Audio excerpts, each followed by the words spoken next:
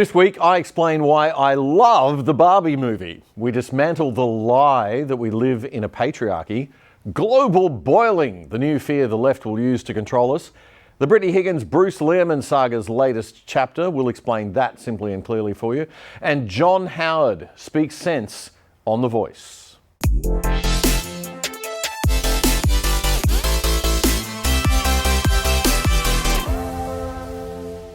G'day and welcome to episode 217 of The Other Side Australia for the weekend commencing Friday, August the 4th, 2023. I'm Damian and this is your weekly news and commentary summary show, first streaming every Friday night at 8 p.m. here on ADH TV, then available anytime for you to watch afterwards on demand. So you can catch up on all the news of the week and get smart for the weekend. Now, before we get into Barbie, we're going to have a fun show tonight, I'll tell you.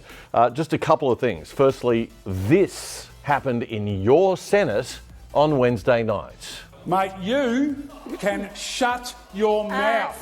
You can shut your mouth. People are dying. Senator McKim, resume your seat. And sociopaths like you. Senator McKim, I'm not going to cop interjections from sociopaths like Senator Canavan. Senator I will McKim, resume not your cop seat. And what they've got to answer for is death, disease, displacement, starvation, people dying of thirst, arable farming lands turning into desert, and most likely billions of people dead by the end of this century, and the collapse of the ecosystems that actually support all human life on this planet. That's what people like Senator Canavan have got to answer for. That was Nicholas McKim, a senator from Tasmania.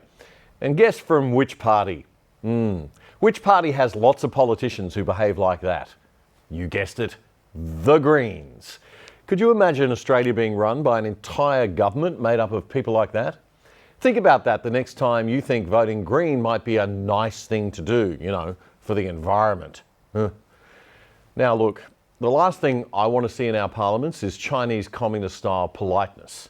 Because behind every smiling, clapping, calm, polite Chinese politician lurks a potential sociopath who might disappear you at any second. Just ask China's foreign minister, who hasn't been seen for about a month. Imagine Penny Wong disappearing suddenly and the government not saying anything about it. That's basically what has just happened in very polite, calm Chinese politics. So we don't like that. Passion and freedom of speech and expression is very good in politics, but only if it's tempered by a good argument and common sense. Not when it's someone behaving like a 10-year-old child, demanding he gets his way, making absurd claims about crazy things, and calling people psychopaths. One of the rules of the Senate is you're not supposed to call your opponents names. But if you want an easy entry into the Senate in Aussie politics, folks, just move to Tasmania. The state gets 12 senators, just like every other state, despite its very small population. So everyone knows a senator in Tassie. The joke is if you stay in Tassie long enough, you'll just accidentally become a senator. But Nick McKim, sadly you are proving to us that you are every bit the typical Green. Meanwhile, the American elites are busy apologising to Donald Trump for stealing the last presidential election from him by suppressing the Hunter Biden laptop story. Of course they're not. They also impeached him over a phone call for daring to ask the Ukrainian president to investigate the Bidens for running what seemed like a corrupt influence racket in Ukraine. This wasn't fair because the Bidens were running a corrupt influence racket in lots of other countries too, so it seems like it wasn't respectful to suggest that their global empire of corruption was just focused on one small country. We truly do live in upside down world. They've thrown everything they can possibly find at Trump, folks, which is kind of like the establishment throwing everything at the people because the people dared to elect someone to stand up to it, the establishment. Back in your box, peasants. This is a circus. Everyone with half a brain knows it's a circus, and nobody is taking it seriously except those still suffering Trump derangement syndrome, which sadly for Trump is 99% of Democrats and about 30% of Republicans, and all of the media, it would seem. Why does poor old Donald Trump bother? Because he actually cares about the country, which just makes me like him and respect him more and more every day. The media here are incapable of critically analysing anything, so they just repeat their US affiliate network's lines. It's the third time Donald Trump has been indicted, they shout in horror, missing the actual story, which is that the US legal system is being used 3 times politically in a way that tears at the very fabric of the systems and institutions and conventions of the nation. There they go, doing exactly what they accuse Trump of doing. But it's not as if we in Australia don't have our own problem with politicisation of the legal system. More on that later when we discuss the absolute train wreck that the ACT has become. They have a Labor Green coalition government down there, you know.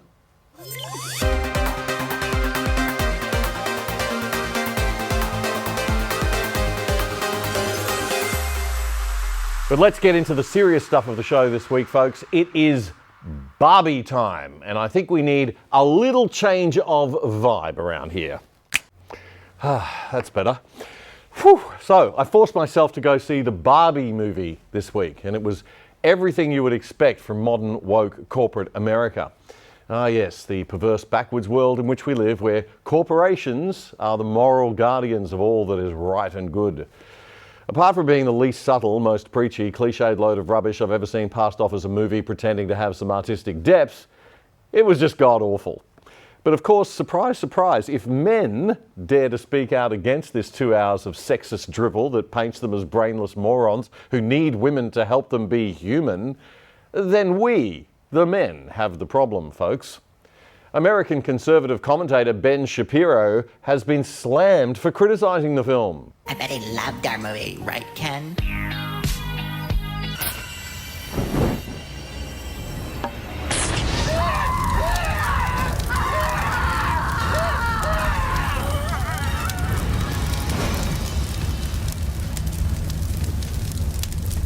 Ah, yes, but men must not criticise the Barbie movie. It is not allowed.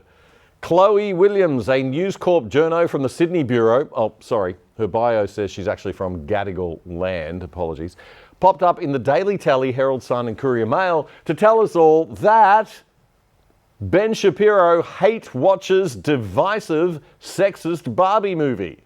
The film of the year is being slammed as divisive and sexist towards men, with Ben Shapiro leading the charge. You like those quotation marks around sexist and divisive?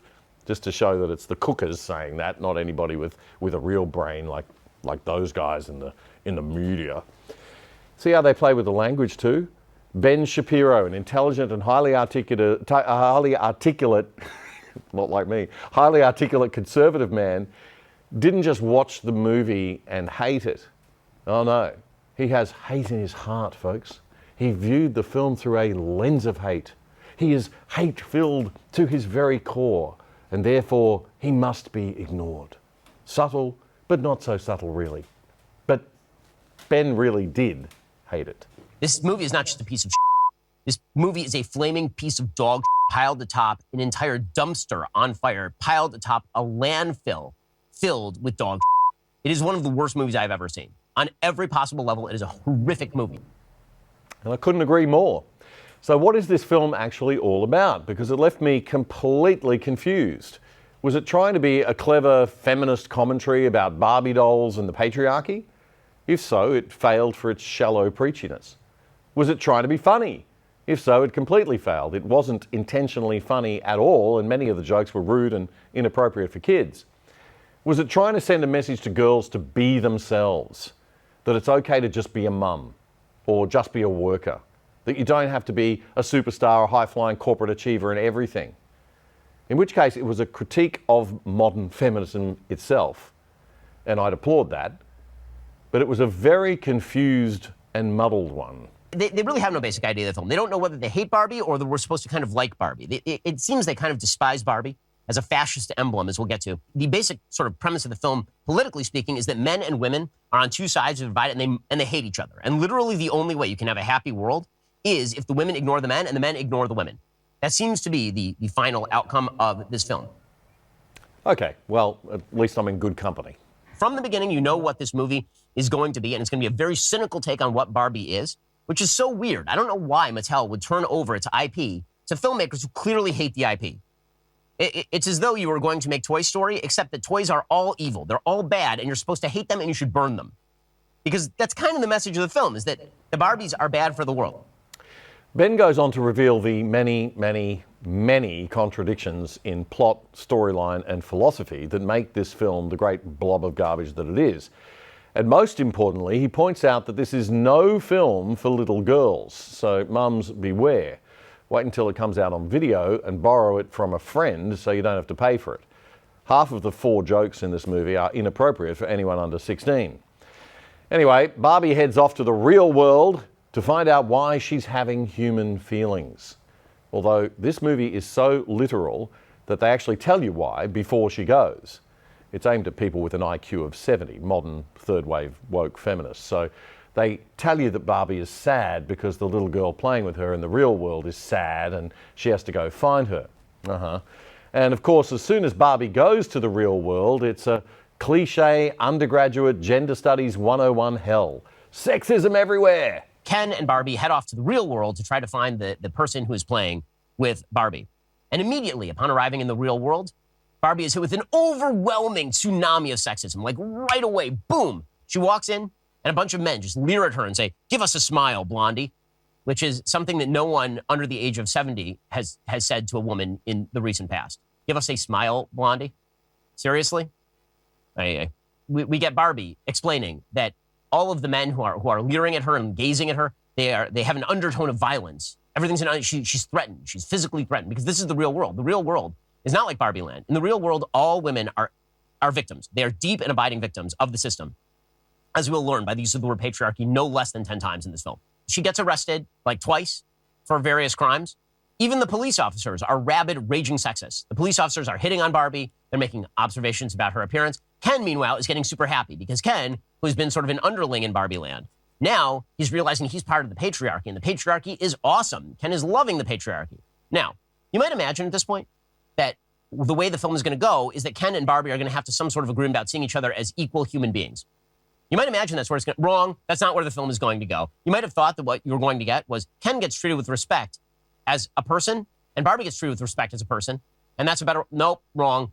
In the end, not to skip ahead, Barbie Land just gets restored, and the men are still subservient. That's the best. That's the best version of the world. And that's all you need to know, folks. Right there in that 90 seconds of wisdom from Ben Shapiro is everything that is wrong with this film and everything that is wrong with modern third-wave feminism.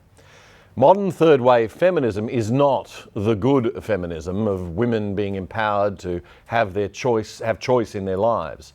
The suffragette movement seeking the vote, the ability of women to enter the workforce outside the home if they so choose, yet still to be respected if they stay at home if they so choose.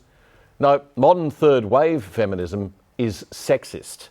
It's about revenge and hate and punishing men for being, well, men.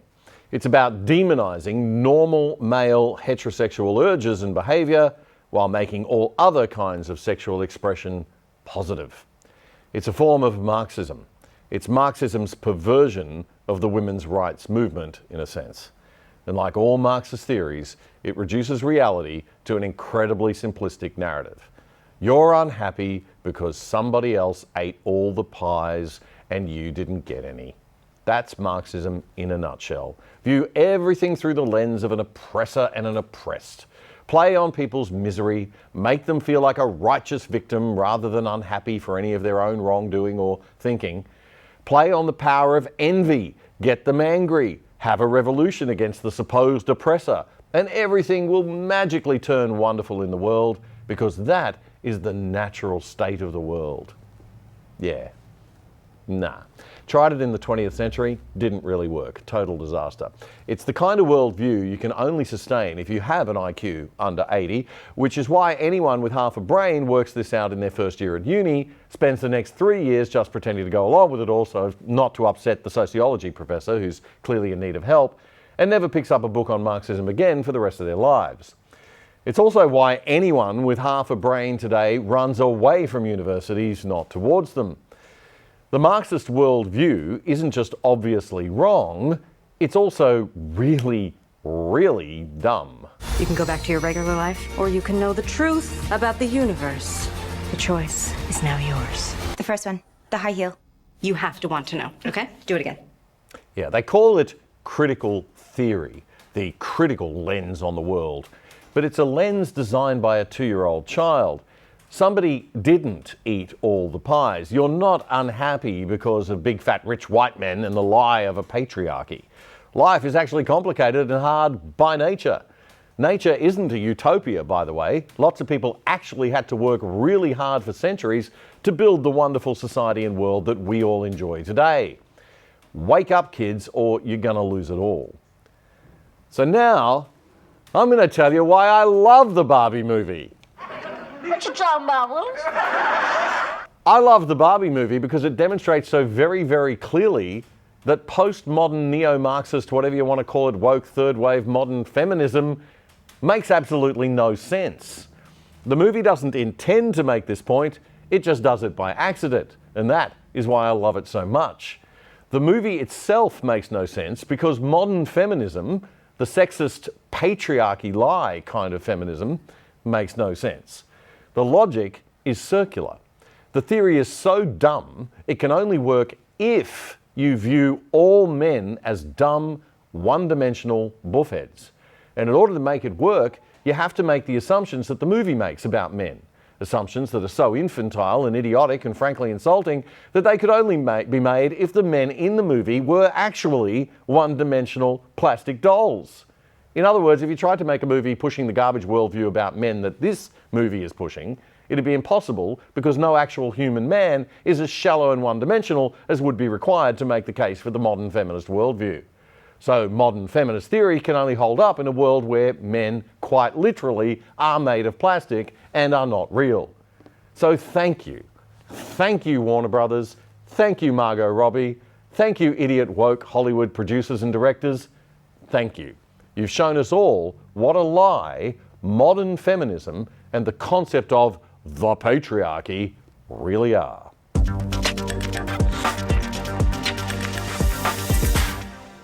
Of course, a movie like this one can't lose. Little girls will want to go because it's Barbie. And despite feminists' best efforts, little girls like to play dress up and play with dolls. Why? Because there's absolutely nothing wrong with that. It's fun. That's why. Being girly is not just for trans men, you know, lefties. Day 74 of being a girl, round of applause for the makeup. And I wore this outfit shopping today, and I thought that these might be my new shopping shorts. That's lovely, Dylan. God, woke ideology is so messed up and full of sick contradictions and hypocrisy, isn't it? Anyway, we're here to try together to make sense of all the madness. So, little girls like dolls, and they're going to go see the Barbie movie.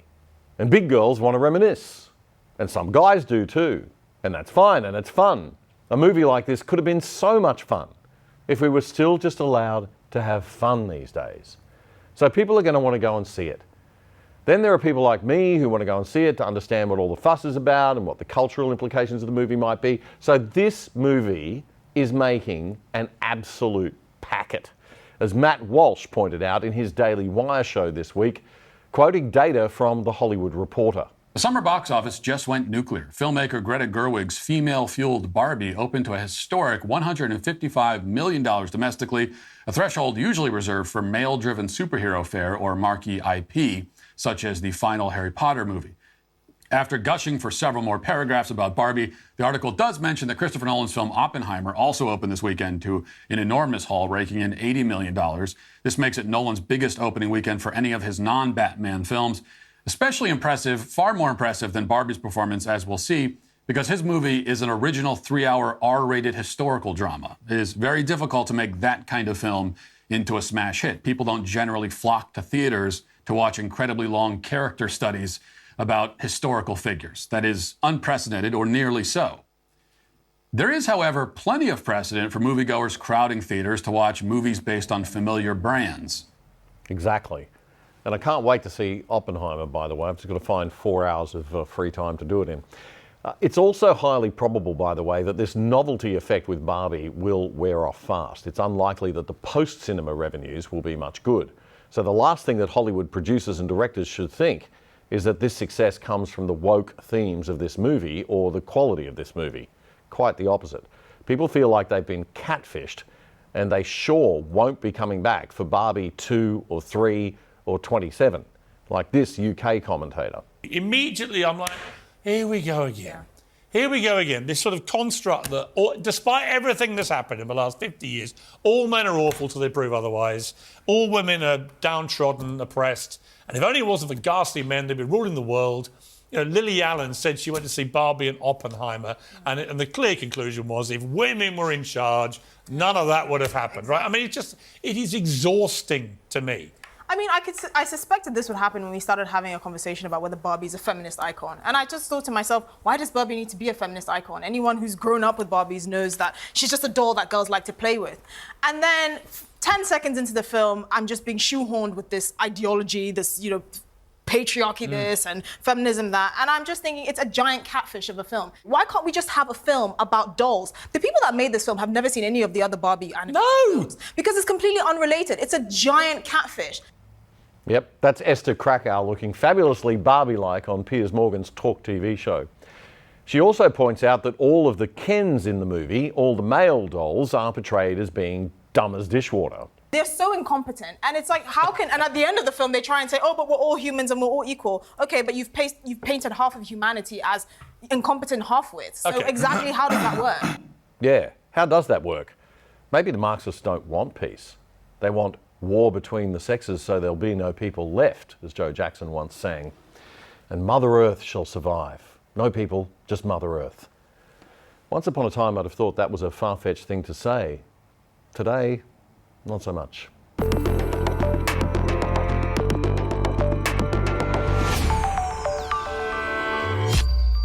So, since little girls everywhere are being told that they live in a patriarchy by corporate America, the patriarchy lie is one that persists despite being torn to bits repeatedly.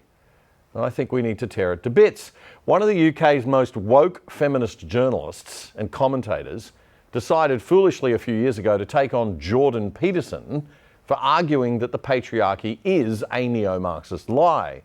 She annihilated him, of course, because the patriarchy is a theory that's supported by mountains of social science work across all of academia across decades. So it must be true, right? It's not like it could be torn apart in under 60 seconds by a smart academic with a different worldview. I mean, that's my idea of the patriarchy, which is a system of male dominance of society. Yeah, but that's not my sense of the patriarchy. So what's yours? Well, in what sense is our society male-dominated? The fact that the vast majority of wealth is owned by men, the vast majority of capital is owned by men. Women do more unpaid labour. Very tiny proportion of men, and a huge proportion of people who are seriously disaffected are men. Most people in prison are men. Most people who are on the street are men. Most victims of violent crime are men. Most people who commit suicide are men. Most people who die in wars are men. People who do worse in school are men. It's like, where's the dominance here precisely? Oops. But we've been told that there's a patriarchy so many times. I mean, you know, why would anyone want to lie to us like that? What you're doing is you're taking a tiny substrata of hyper-successful men and using that to represent the entire structure of Western society. There's nothing about that that's vaguely appropriate. But I could say equally well that most rape victims are women. You know, terrible things happen to people of both sexes. And you could say that with perfect utility, but that doesn't provide any evidence for the existence of a male-dominated patriarchy. Well, it just means that terrible things happen to both genders, which they certainly do. But there are almost no women who rape men, for example. So that is an asymmetry there in sexual violence. Well, yes, there's an asymmetry in all sorts of places, but that doesn't mean that Western culture is a male-dominated patriarchy. The fact that there are asymmetries has nothing to do with your basic argument. Hang on, let's just stop that there for a sec. In order for Helen Lewis to stand up to Peterson's complete demolition of the idea of a patriarchy, she has to resort to rape data. Something that doesn't reflect the ordinary lives of 99.99% of men, but which reflects the sick criminal deviance of 0.01% of men. That's her defence for the claim that we live in a male-dominated patriarchy? That's all she's got to fall back on? A plea to emotion based on a horrible statistic of deviant, unusual behaviour? If that's all she's got, folks, she's got nothing. This is a trope that people just accept. Western society is a male-dominated patriarchy. It's like, no, it's not. That's not true. And even if it has a patriarchal structure to some degree, the fundamental basis of that structure is not power. It's competence. That's why our society works. It's only when a structure degenerates into tyranny that the fundamental relationships between people become dependent on power. It's not power. If you hire a plumber who's likely to be male, it's not because there's roving bands of tyrannical plumbers forcing you to make that choice. And it's the case with almost every interaction that you have at the face of our culture. You're dealing with people who are offering a service of one form or another, who are usually part of the broad middle class, and who offer, and what you're looking for is the person who can offer the best service, and you can find it. It's not a consequence of being dominated by anything that's tyrannical. And Jordan Peterson isn't the only person standing up to the patriarchy lie. Author and presenter of the Factual Feminist podcast, Christina Hoff Sommers, says a lot of the assumptions that people are walking around with in their heads these days about gender disparities are the result of flawed statistics repeated over and over and amplified by a compliant media class. Most of the standard feminist injustice statistics are exaggerated or just plain wrong. It's not true that women are being cheated out of 23% of their salaries, or that 1 in 5 will be victims of sexual assault. And it's also the case that in many critical domains, women are faring far better than men. Let's consider a few. Take education. There, it is women who are the privileged sex. At every level of education, from preschool to graduate school, and across ethnic and class lines, women get better grades, they win most of the honors and prizes, and they're far more likely to go to college. That can't be right. The facts do not fit the narrative that we were taught in school. There's an old joke about regular science versus social science. In regular science, you developed a hypothesis and test it in reality. If the test works, your hypothesis is right. If it doesn't work, your hypothesis is wrong. But in social science, you develop a hypothesis and test it in reality. If the test works, your hypothesis is right. If it doesn't, then reality is wrong. Now look at the workplace. Women's groups focus a lot of attention on people at the pinnacle of achievement, CEOs of Fortune 500 corporations, or tenured physics professors at MIT, or US senators. And they're right, there are too few women. But what happens when you consider the entire workforce? There may be a few women, but the lethal professions are largely a male preserve. And as my favorite dissident feminist, Camille Paglia, has noted, quote, "It is overwhelmingly men who do the dirty, dangerous work of building roads, pouring concrete, laying bricks, tarring roofs, hanging electric wires, excavating natural gas and sewage lines, cutting and clearing trees, and bulldozing." Well, is it any surprise that the Bureau of Labor Statistics reports that every year about 5,000 Americans die in workplace accidents, 92% of them men? Now, we hear all about the Fortune 500 CEOs, but what about the unfortunate 4,600? Now, these statistics are American, but it's highly likely things are pretty much the same throughout the developed Western world. We've been lied to, or at best, intentionally misled, by deceptive academics with an axe to grind and an agenda to push. And we should be furious about it. University social science departments should have their funding pulled until they regain public faith, because their current performance is an utter disgrace.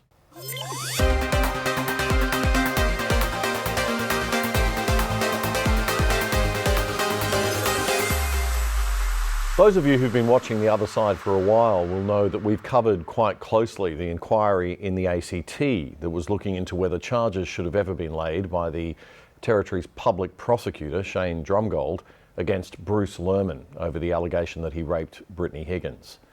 The findings of that inquiry have now been reported.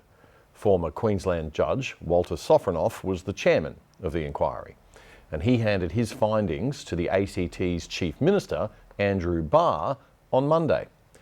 But Mr. Barr isn't making them public. Unbelievable. Your tax money, folks, but the Labor Green government of the ACT says, nah, you're not allowed to see the findings yet, kids, sorry. Mr. Barr says the findings of the inquiry won't be released for a month as the government determines how to deal with what are likely to be serious adverse findings against ACT Chief Prosecutor Shane Drumgold. Drumgold has been on leave since May, but the Australian newspaper says it's got a hold of a copy of the report. So thank God for journalism, and once again for the Murdoch media for keeping us informed where the ABC and others failed. The report finds that Drumgold knowingly lied to the Supreme Court, engaged in serious malpractice and grossly unethical conduct, preyed on a junior lawyer's inexperience, betrayed that junior lawyer who trusted him, and treated criminal litigation as, quote, a poker game in which a prosecutor can hide the cards. No wonder the Labor Green cowards don't want us to see this report as we are entitled to. So don't blame us if the reporting is inaccurate, as we're delivering the news second-hand here in the public interest and doing our best despite your attempts to stop us, Mr. Barr. What a total disgrace this ACT government is. A Labor Greens coalition. Imagine that at a federal level. Anyway, regardless of the findings about Drumgold himself, this board of inquiry was held in May and was designed to examine the actions of Drumgold and the police during the investigation and the trial of Mr. Lehrmann. One very important finding is that the public prosecutor was right to press charges based on the evidence available at the time. Mr. Sofronoff's findings reportedly state that police acted lawfully when they charged Mr. Lehrmann, and that Mr. Drumgold's decision to proceed with the prosecution was correct. But that only means that there was enough evidence to proceed with a prosecution attempt. It does not say anything about Lehrmann's guilt or innocence. It just means that Drumgold didn't do anything wrong in going ahead with the prosecution. Bruce Lehrmann also isn't happy about the fact that the report isn't being released yet. You see leaks popping up in the news. He told the Daily Mail newspaper that his interests weren't properly safeguarded during the inquiry process and he wasn't allowed legal representation at the inquiry, and his request for funding was denied. Lehrmann was tried in the ACT Supreme Court back in October, but the trial was derailed when a juror who brought banned research material into the jury room was uncovered. Then in December, Mr. Drumgold announced that there would not be a retrial because of concerns over Ms. Higgins' mental health, which has left Mr. Lehrmann without any way to clear his name in court. Higgins then reportedly received a multi-million-dollar payout from the federal government for workplace injury to her mental health and future career impacts. Media commentators have suggested that this far exceeds normal payouts for workplace injuries, and there have been calls from the federal opposition for an inquiry into the payment to Ms. Higgins. Ms. Higgins has subsequently undertaken a number of jobs, including a United Nations internship. But back to the Sofronoff inquiry. This inquiry itself was actually set up by Shane Drumgold to look into the behaviours of the Australian Federal Police, who look after local policing in the ACT, and their handling of this case with his office. Somehow I don't think Mr. Drumgold thought things were going to turn out quite this way, and nor was the ACT government. But the Australian newspaper reports that Walter Sofronoff says every one of the allegations made by Mr. Drumgold that sparked the inquiry was baseless. The newspaper says the findings may lead to criminal prosecution against Drumgold for perversion of the course of justice. Wow. If so, the Labor Greens ACT coalition government has a lot to answer for. Mr. Sofronoff reportedly found that Mr. Drumgold had lost objectivity and, quote, did not act with fairness and detachment as was required by his role. And, the Australian reports, Sofronoff said he was deeply disturbed by Mr. Drumgold's ignorance of ethical principles and accused him of a Pontius Pilate-like detachment. Three of the most serious findings in this report were these. Number one, that he made representations to Chief Justice Lucy McCallum in the proceedings against Mr. Lehrmann that were untrue and an invention of his own. Number two, that he was guilty of a serious breach of duty by failing to comply with the golden rule of disclosure that sits at the heart of a fair trial by failing to disclose documents where there was simply no doubt that those police investigation documents should have been disclosed. And thirdly, that the DPP kept the defence in the dark about the steps that he was taking to deny them from the documents that meant that they were in no position to even mount a challenge. This is super damning stuff and completely astounding, really. No wonder the government doesn't want it out there, because they can't escape their ultimate responsibility here. The main document that Drumgold didn't give to the defence team was the so-called Mueller report, which was an internal briefing police note by Detective Superintendent Scott Mueller that detailed discrepancies in Ms. Higgins' evidence and suggested police didn't think there was enough evidence to prosecute Mr. Lehrmann. Pretty important stuff. As far as the role of the police was concerned, Sofronoff found that they, quote, performed their duties in absolute good faith, with great determination, although faced with obstacles, and they put together a sound case. They conducted a thorough investigation, he said. Sofronoff also said the inquiry itself wasn't justified by any of Drumgold's allegations. 6 months of time and money spent, personal and professional consequences, an inquiry that's caused lasting pain to many people and which has demonstrated the allegations to be not just incorrect, but wholly false and without any rational basis.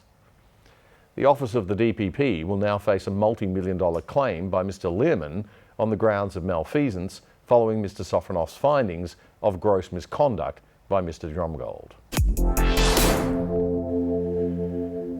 Not one to want to, scare the pants off everyone. The UN Secretary General says the era of global warming has ended and the era of global boiling has begun.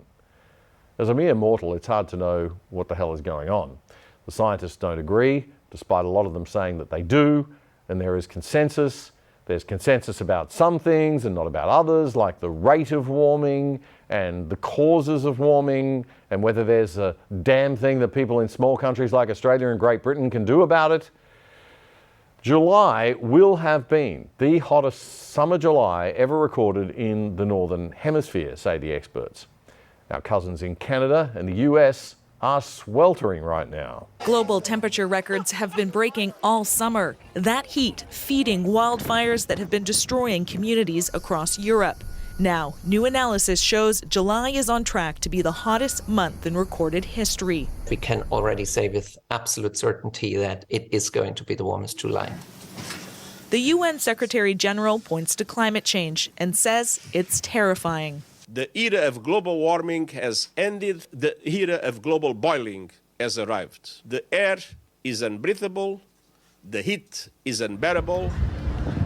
In the U.S., where 150 million people are under heat alerts, New York has declared a state of emergency. Heat kills more New Yorkers every year than any other kind of extreme weather event. That clip was from a report by Canada's national broadcaster, the CBC. Here's a PR tip for the UN. If you want to add credibility to your cause, hysterical rhetoric like global boiling doesn't help. It has the reverse effect. It makes you look like irrational fools. South Australian Senator Alec Antic made this very serious point, very humorously, in federal parliament this week. We know that the climate alarmists terrify people with their language, but even by their own standards, this latest foray into the catastrophic language is pretty outrageous. It's quite frankly sent the left in this building off like a rocket. They've been running around all week, waving their arms around like the robot from Lost in Space, and it's all because of this, I believe. But you see, this isn't about facts, and it isn't about data, science or the environment. It's about politics, control and fear. And the alarmists need to remain fresh with their language to stay on the cutting edge. Otherwise, some other activists will crawl out from their mum's basement and take their mantle as the chief alarmist. So when I was a kid in the 1980s, Madam Acting Deputy President, they used the term greenhouse effect. But who's going to fear that? The greenhouse is a friendly place. So when the greenhouse effect became defunct, they started using global warming. But you're not going to frighten kids with that, so they moved on to climate change, and then they could blame a snowstorm and a hurricane from climate change. But they needed to grow the fear exponentially, and then we got climate crisis, climate emergency, climate breakdown, and even climate apocalypse. But the question really is where to from here? And so I've taken the liberty of coming up with 5 suggested names that I think will be much more terrifying, so that the UN can use them in advance. I've come up with, number 1, global climate inferno, which sounds pretty terrifying. Number 2, mega universe heat death. That one should work. Number 3, super global spine-chillingly hot, which I think might terrify the kids. Stop using your stove, you capitalists. I reckon that one will work. And then the final one that I held up for consideration is you will die soon, which I think should do the job. Terrify everybody, inform nobody. That's the way of the world now. South Australian Senator Alec Antic speaking in the Senate this week. Global boiling aside, let's put that aside and get back to the more rational side of the debate. Former UK Labor Prime Minister Tony Blair told the political editor of the New Statesman magazine in the UK this past week something that shocked a lot of people. He said, quote, "It's the single biggest global challenge and Britain should play its part in that, but there's not much Britain can do about it when 1 year's rise in China's emissions would outscore the whole of Britain's emissions for a year." His argument seems to reflect that of many Australian commentators that the real zero in net zero is the zero effect that any change we make in our country would have on global warming. That it's just shooting ourselves in the foot to cut back on our coal and other industry to reduce carbon emissions, while other bigger countries continue to increase theirs. Blair went on to say, "Don't ask us to do a huge amount when frankly whatever we do in Britain is not really going to impact climate change. The number one issue today, and this is where Britain could play a part, is how do you finance the energy transition? Because basically the developed world's emissions are going down, but the developing world's are going up. These countries have got to grow. So how do you finance the transition? Secondly, how do you accelerate the technology?" Well, I'll tell you how. Capitalism. More technology and more development, not less. That's the real solution to climate change. But it's not the one that the Greens want to hear. They've been trying to use global warming to push a socialist and globalist agenda of centralised control. So having a real technological solution isn't in their political interests. It'll just stuff them right up. With energy prices on the up and up, adding to other inflation pressures, Aussies, like their British cousins, are fast waking up to the fact that we might be, as the London Telegraph newspaper puts it, moving towards net zero at a speed near the limits of what the electorate will bear. The Labor Party in the UK has already all but abandoned its £28 billion a year green prosperity plan. Labor leader Keir Starmer's plan to decarbonise all electricity generation by 2030 is an ambitious and risky one that will also cost billions, so it may also get the chop by election time. Tony Blair's comments reminded me of the excellent argument made by trigonometry podcast host Konstantin Kisin in his Oxford University debate that went viral earlier this year. We are told that your generation cares more than any other about one issue in particular, and that issue is climate change. We're told that many of you suffer from climate anxiety. You wish to save the planet. And for tonight, and tonight only, I will join you. I will join you in worshipping at the feet of St. Greta of climate change. Let us all accept right here, right now, that we are living through a climate emergency and our stocks of polar bears are running extremely low. I join you in this view. I truly do. Now, what are we to do about this huge problem facing humanity? What can we in Britain do? We can only do one thing. You know why? This country is responsible for 2% of global carbon emissions, which means that if Britain was to sink into the sea right now, it would make absolutely no difference to the issue of climate change. You know why? Because the future of the climate is going to be decided in Asia and in Latin America, by poor people who couldn't give a shit about saving the planet. He's right. The arrogance and self-righteousness of the West's coffee culture set is completely out of touch with global economic and social reality.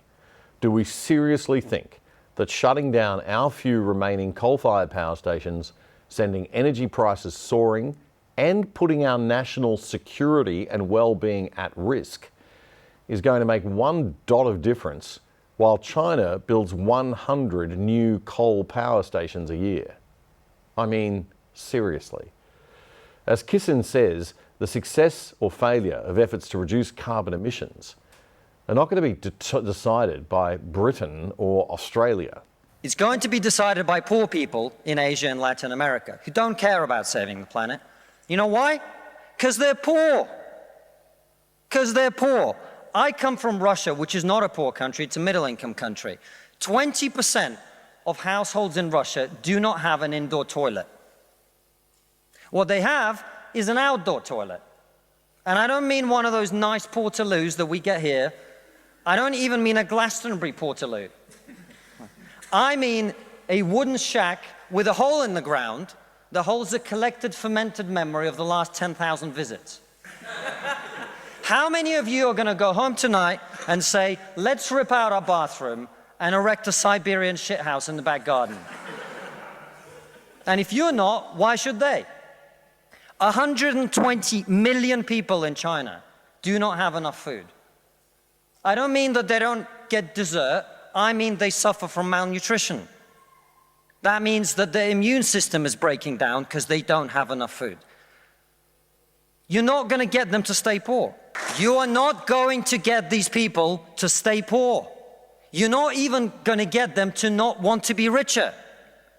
And so, I put it to you, ladies and gentlemen, there is only one thing we can do in this country to stop climate change, and that is to make scientific and technological breakthroughs that will create the clean energy that is not only clean, but also cheap.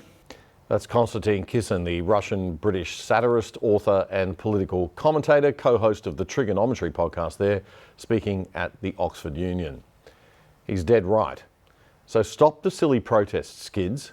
Hit the books. Study. Learn about energy technology if you're really worried about climate change, and help find the solution to our global energy needs that will replace fossil fuels. Because the answer is development for developing nations, not some idiot Gaia-worshipping green myth that's both anti-human and anti-technology.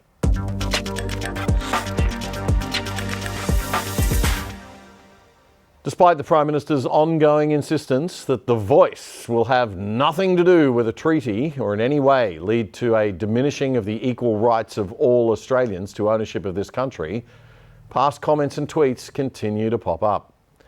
This week, Pauline Hanson shared this quote from a press release from the PM from his opposition leader days. An Albanese government will establish a Makarrata Commission as a priority. It will work with a voice to Parliament when it is established. The Makarrata Commission's treaty responsibilities will initially include recommending a framework for federal treaty making. Remember, the voice comes from the Uluru Statement from the Heart. The Uluru Statement from the Heart has 3 demands: a voice to Parliament leading to a Makarrata Commission, or a truth-telling commission about Australia's past, and then a treaty. I personally think this is a disgrace. It puts too much weight on the earlier inhabitants of the country, as if they were one united nation of peoples who all arrived here at the same time and shared a national identity and culture, and it ignores completely the massive contributions of all later arrivals of the past 250 years who actually built modern Australia on the basis of British principles of property rights and the rule of law. But even if you disagree with me and think a treaty is the way to go for a prosperous and peaceful, happy future for Australia, you can't ask people to vote yes on a referendum by misleading them into thinking the conversation will stop there when you know it will not. You know that this is about treaty. Doing that is downright deceptive. This is not about a treaty. But as part of treaty, which we guess will be a following step. This is not about a treaty. Do you foresee that compensation would be paid? This is not about a treaty. This isn't about that. Pauline Hanson also posted a video of Albo from his later opposition days in Parliament. The voice must be followed by truth-telling, because until we acknowledge the reality of our history, we are shackled to its demons. And truth must be followed by a Makarrata Commission. Makarrata is about conflict resolution, justice and, crucially, self-determination. It's a path to national treaty that acknowledges the pre-existing rights of people in a land where sovereignty was never ceded. That acknowledges that we are on what is Aboriginal land, always was, always will be. Oh, well, that's news to me. I didn't realise we'd had a referendum on that point. No, this is not Aboriginal land. It's Australian land owned by whoever holds those property rights under the law. And the rest of the land is owned by all of us as Australians. These people aren't playing with words and concepts like they're in some university social science class anymore, and they need to realise it. They're playing with fire. And the sooner they realise this, the better. The division that could be caused to our nation from this Uluru Statement and subsequent voice referendum is no small thing. There'll be no point blaming the right-wing nutjob cookers when there's a God Almighty backlash. Sane Australians like us, who sit in the sensible centre, who believe in the rule of law and what it means to be Australian, while simultaneously respecting Aboriginal culture and earlier presence in this country, but don't buy into this radical treaty, sovereignty and unequal rights approach, should be very worried about the conflict that might arise when the two extremes clash. This is simply not sustainable, this rubbish, and it's not good for unifying people in this country. It's good for sowing division and creating extremes, and throughout history, that always leads to violence. Let's pray it doesn't here.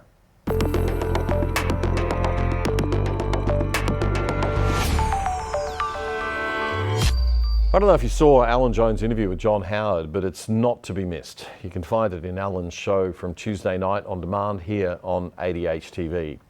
It's a pity young Australians who carry on about the importance of listening to Indigenous elders don't have as much respect for non-Indigenous elders. Here are two men, two of our smartest, in their 80s, speaking more common sense in 15 minutes than you'll hear in a year of watching boomers and Gen X, Y and Z commentators, me included. What are we going to do when this generation finally leaves us? The former PM was celebrating his 84th birthday, sharp as ever, as is Alan, who's also remarkable for his age. Mr. Howard addressed the question of treaty and where the voice will lead, saying the very idea of treaty is preposterous. It's as plain as the proverbial pikestaff that this government supports the Uluru Statement from the heart. And that's got three components. It's got the voice, as yet to be explained. It's got treaty-making process, and I'll come back to that in a moment. And it's got truth-telling. Now, the idea that a sovereign nation makes a treaty with part of itself is preposterous. Treaties are made between sovereign states, nations. They're not made between a sovereign state and part of that nation. The Commonwealth of Australia came into being in 1901. It doesn't make treaties with the state of New South Wales. New South Wales' separate sovereignty disappeared, subject to the Constitution, in 1901. And the idea is preposterous that you make a treaty with part of yourself. And as for truth-telling, I don't quite know what that means, but I can tell you this, that we have been guaranteed time without number, that the voice is only the first step. Yes. Now, if you think the voice is bad, there's more coming. It's amazing hearing a coherent statesman speak these days, isn't it? Reminds me of a different time. I mean, contrast that with the flapping lunacy we saw in the Senate on Wednesday night from that Green senator we started the show with. At heart, Mr. Howard told Alan Jones, the approach that the government's taken is an affront because it is so very deceitful. In one breath, we hear it's all very simple. It's a gracious response to a generous offer. Now, that sounds nice, and we'd like to believe that, but we're not told precisely what the voice means, because in the next breath we're told, well, once it's passed, we'll sit down and work out the rules. And that's an extraordinary way of amending a constitution. You ask people to vote in favour of the amendment in principle, and then you work out what it means. I'd have thought the sensible thing to do is to say, this is what it means in detail, and if you vote for it in principle, this is what you'll get. Now, if the government had done that, then either they'd have been scared out of the room by the adverse reaction, or alternatively, they wouldn't have gone ahead with it. But that's why I think it's deceitful. Mr. Howard points out that the voice will add another chapter to our Constitution, and that will become the plaything of constitutional experimentation. And, most importantly, he told Alan that he hasn't heard a single thing about how adding a chapter to our Constitution will actually help the lot of Aboriginal Australians. The Little Children is Sacred report exposed the neglect of the Northern Territory government.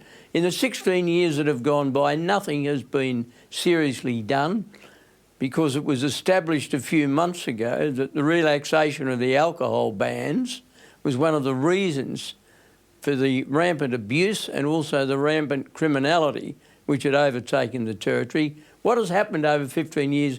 I'll tell you what has happened: nothing in terms of good governance. And what we need in this country is not a new chapter in the Constitution, but we need state and territory and national governments to govern better for the Aboriginal people, to provide them with better health conditions, to provide them with better educational opportunities. And it's been demonstrated that when that happens, things do get better. It's not all hopelessness and despair. It can be better, but it won't be made better by inserting an elaborate chapter into the Constitution that could be interpreted in any way that fits the fancy of a future High Court. Honestly, when you hear the sanity of this plain talk amid the doublespeak of today's Labor government, it really puts things in perspective. We should give this referendum a resounding no. Not just no to the voice, but no to the government, no to the bureaucracy, and no to the Canberra culture that spawned this thing. Alan pointed out the layer upon layer of bureaucracy we already have for Aboriginal people.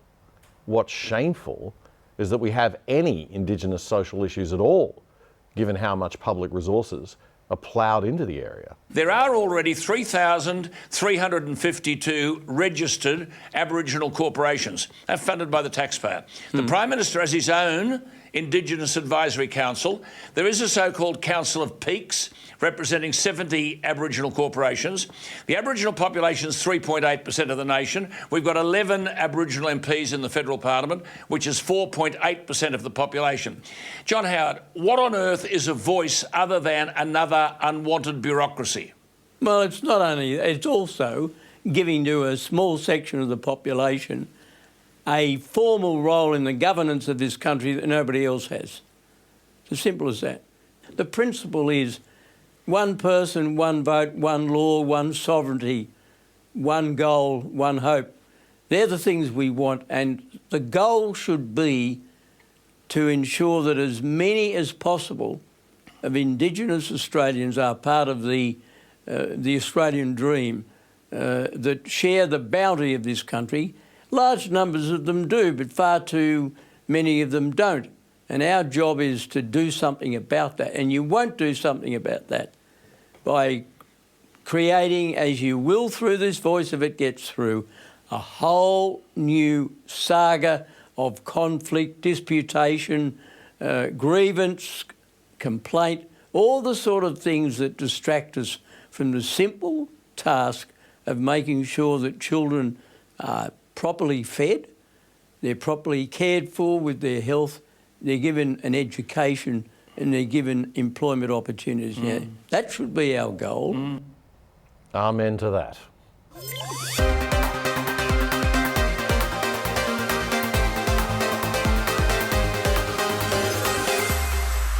They're both in their 80s. Unbelievable men. That's all we have time for this week. This is The Other Side Australia, your weekly news and commentary summary show right here on ADH TV. Every weekend we stream first on Friday night at 8 p.m. and then we're up on demand for you anytime thereafter. And also remember our interview show, The Other Side Interviews, every Tuesday night on ADH. We stream after 6 p.m, not always spot on 6 p.m, but somewhere just after 6. And then all of our shows are on demand for you to watch at any time.